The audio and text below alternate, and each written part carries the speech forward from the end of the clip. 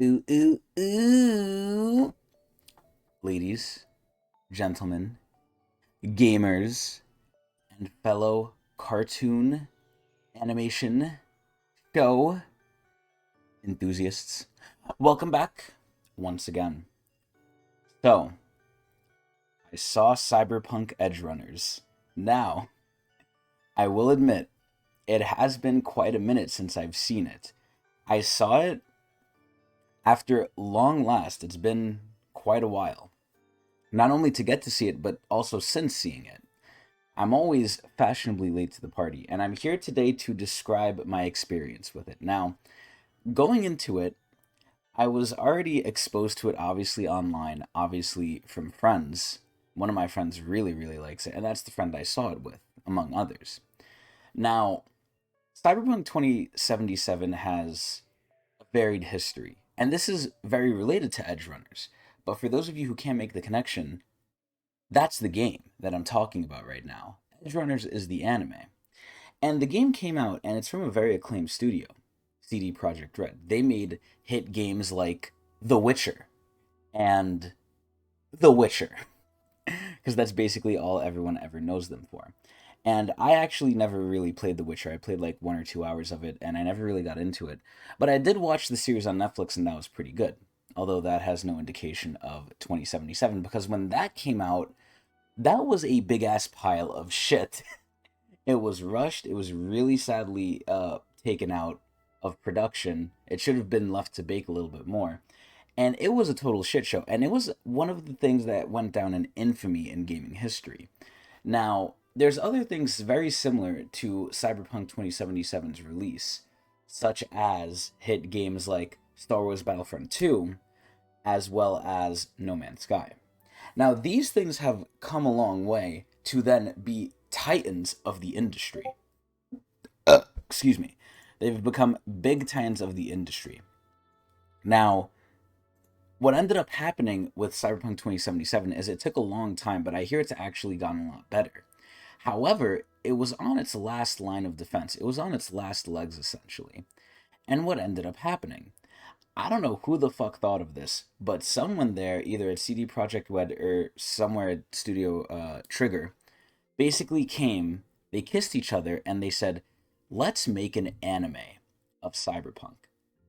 And as a person who never really played the game, I might play it one day, I don't know, I was quite skeptical of this. I was like, oh, this might be just like some nonsense shit. Now, it did have Studio Trigger's name on it, which was very interesting. And it came out, and it basically took the whole world by storm. People were like, oh my god, this is so good, this is amazing. It's sad. And I actually like this so much, let's go back to the game. Because what ended up happening was the game did eventually fix itself. You know, even though it needed more time to bake in the oven, eventually it baked outside of the oven and it became a half decent game. But at that point, the damage was done. I think the anime single handedly, or had a very big helping hand in reviving the game because it was just that good. Now, that's what other people think. That's what I was told. That's what I've heard before going into it. And obviously, I've seen a lot of internet memes about Cyberpunk Edgerunners because it was the talk of the town. So, I finally watched it. It took me a little bit, and then I really, really had to sit and digest it. And because it's been so long, and similar to, or quite the opposite of what happened with Cyberpunk 2077, I think I let it cook a little too much, and I'm a little fuzzy on most of the details. But as always, I'm going to be doing these opinions slash review videos with a modicum of spoilers. So be forewarned, I'm going to touch on light spoilers. But essentially, what is Cyberpunk Edgerunners? Well, it takes place before the video game, before 2077. I think about a year. Now, it's a little iffy because unless you're really, really looking into the show, you won't really notice when and where it's taking place. But it is for sure before 2077. A year before at some points, at other points, there's like little time skips. I don't know how long they are, but there is certain points of time where things do progress forward. But I have to say, the first scene in Cyberpunk Edgerunners already got me really, really hard. The first scene sets the tone for the whole rest of the show as gruesome, bloody, and you don't realize it yet, but very tragic. And that's one of the main things that this show made me feel. It made me feel fucked. Now, that's for multiple reasons, but one of the big things that's not really a spoiler is the fact that the show honestly reminded me or showed me a possible view of the future. Now, this is where, does reality mimic fiction or does fiction mimic reality? I honestly don't know. Because, pretty soon we're having AI. I mean, we've already had flying cars, just not mainstream. We have all these different things that we only dreamed about back in the days, back in fiction, and now it's becoming a reality. So, which one's which, I don't know. But I can really see Night City, the place where Edgerunners takes place, as a potential future of New York City because oh my golly gee is this place bad. It shows you the true end game capitalism. If we are not in end game capitalism already, that is a great view of it. Like, my god, things are so economically fucked. It is so bad. So obviously, this series being a year before the main game story, 2077, I'm assuming it's taking place in 2076. So quite a ways in the future, potential future, where I think things honestly will be a little bit more advanced than they show in the show here, but that's just speculation. But regardless, so the show follows the story of a David, I believe Martinez, and my god, like the first episode alone, again, the intro alone sets the tone, but the rest of the show really just shows you a main theme of Night City is fucked. So you basically follow David. He's like a gang, well, not really a gangbanger, even though he becomes that. David is a young kid in Night City, basically living his life and showing you and himself how he's supposed to get through life as a poor individual. He's a smart kid. He's a very smart kid, but he's poor. And being poor in Night City in the future is basically a death sentence. If you don't have a side hustle, which I guess in their equivalent is basically doing illegal shit, then you're not gonna make it. Like everyone's side hustle there is illegal. Like they will step on you, they will spit on you, they will do whatever they need to do to their fellow man to like just survive in this city. And it's sad. It really shows a very almost post-apocalyptic view, but not even post-apocalyptic because no war really happened aside from a really, really big thing that happened with the internet, but that's a little bit spoiler territory. But regardless. So David is a kid that basically, through one way or another, finds himself alone in this world in Night City as a youngster and has to get through it and basically joins the gang, meets people, and goes through life in Night City as a illegal gangbanger, showing you the life and what it entails. That's a very, very broad overview of what Cyberpunk Edgerunners is. Now, there's a lot more complexity to it. There's a lot more in-depth stuff in it, and I don't really want to touch on it because it's really hard to without going into spoilers, and I really just don't want to go into spoilers for now for these reviews slash opinions, but maybe one day I will. But regardless, the whole show is just really, really fucked. Now, one thing I really liked, and this is a positive and negative for the show, is that the characters are amazing. Now, it's mainly focused on David. It mainly just centers around David and his escapades of, what he's doing, how he's reacting, and he is a young kid. Like, he is a really young kid, and you get to see that at certain points. Like, he's unsure of himself, he's like fidgety, he's kind of slow to pick up stuff. He does want to prove himself. He's a nice kid, he's a smart kid, but he also has to survive, and he knows that he's a crafty kid. But at the end of the day, he was not used to the life that he had there in Night City in the beginning, and it definitely shows. Now, you do follow David for a majority of the story, and the dear antagonist, Lucy, his main interest, the main person who he wants to get in the pants of, and the biggest detriment, but the best thing as well, is the other characters. I actually really like the whole other cast of characters in this show. You have people like Maine, who's basically the boss of the crew. You have Rebecca, who's like David's wingman when Lucy's not there. She's basically like always got his back. You have Pilar, Rebecca's brother, who's just like a goofball. You have such a wide range of characters. Kiwi, another hacker in the group, similar to Lucy. You have all these different people who are there, who have their own distinct personalities, that it's almost a tragedy we don't get to see more of them. I believe the entire show is only about 8 episodes. I don't know if that's correct. It's either 8 or 10, but it's decently short. And I just found at certain points like I really like these people and I wish they just showed more. I wish they actually extended the show out longer. And that's a good thing and a bad thing because again, it was too sweet but too short.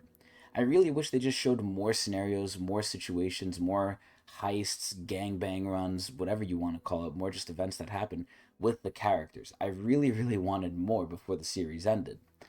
And unfortunately, I didn't get as much as I want, but what I did get was pretty good. Although, again, it does mainly focus on David, and sometimes you feel like, oh, if you like this character, you're not going to get too many scenes with them, even though you want more. And it left me feeling weird. So, the one other thing that really stuck out to me with Cyberpunk Edgerunners was it asks a lot of philosophical questions, right?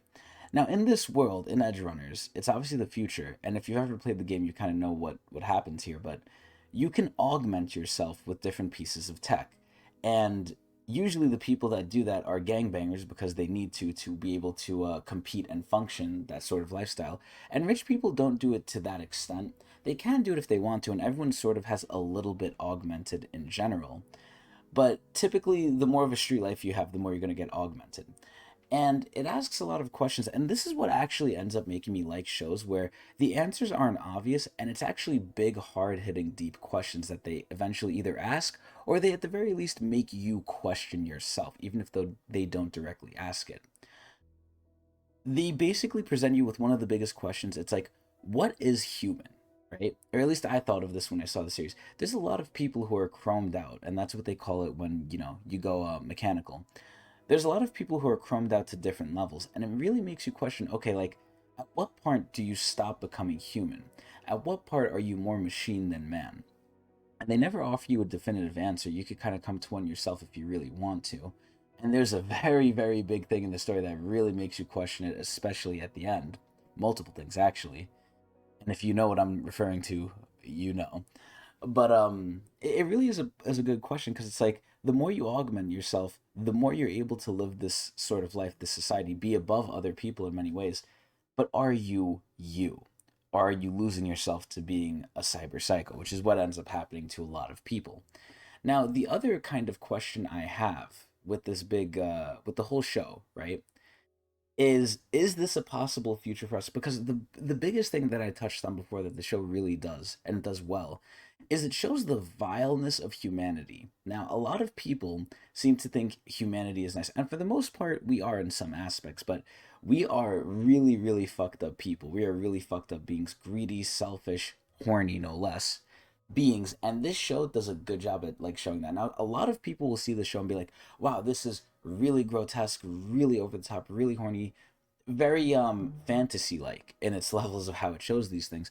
And I actually don't think it is. I think this is not only accurate to the hood, number one, but number two, it could be accurate to the future, and that's what's scary. It really makes me question, right? What happens if we keep getting into technological advancement, but the wealth divide keeps getting larger? Now, I don't want to make this political by any means, but it does really make you question, like, would this be how things are? What would you do if you're poor? And we're kind of facing some of these questions today now with AI replacing a lot of jobs, or at least trying to, and us having to continuously face it in the future. I think it's really, really interesting. Now, the story itself is really, really good. Again, albeit I do think it is short. I really wish they had more, but from what they showed us, it was pretty good. Now, there was certain points in the show that I just thought were like, okay, what's going on? There was some character actions, especially even by David, that were a little iffy, like, okay, what's going on, right? But those actually get cleared up eventually. It's just initially you're kind of wondering some things, but certain stuff gets developed, and again, you really have to question, are you more man than machine at certain points? And there's a lot of, I don't want to say a lot of subplots, but the other characters are doing certain things, especially Lucy. She's doing other things where you don't fully know the answer to why. And Lucy has her own backstory too, as does everyone. But the most they go into is going to be David and Lucy, obviously, because they're the main people. And it goes very well into David's backstory. I mean, that's how the show starts. You're seeing like his, grow up. You see himself grow up. But the main thing with Lucy is you only see a little bit, and I wanted to see more. Again, the whole thing I'm just saying is I just wanted to see more. It was a good show. It was a sad show, for sure. It really is depressing in a lot more ways than one. Potential future, just what happens in the story. It's basically showing you how decent people get turned and, like, from society and have to survive. It's just a really, really good watch overall. I really just enjoyed it, and I just wish there was more. And there was a lot of good scenes in it. Like, my good lord, I will remember a lot of these characters for a long time to come because they were that memorable. And they were just good classic characters. Like, I really like Maine. Maine was funny, Maine was good.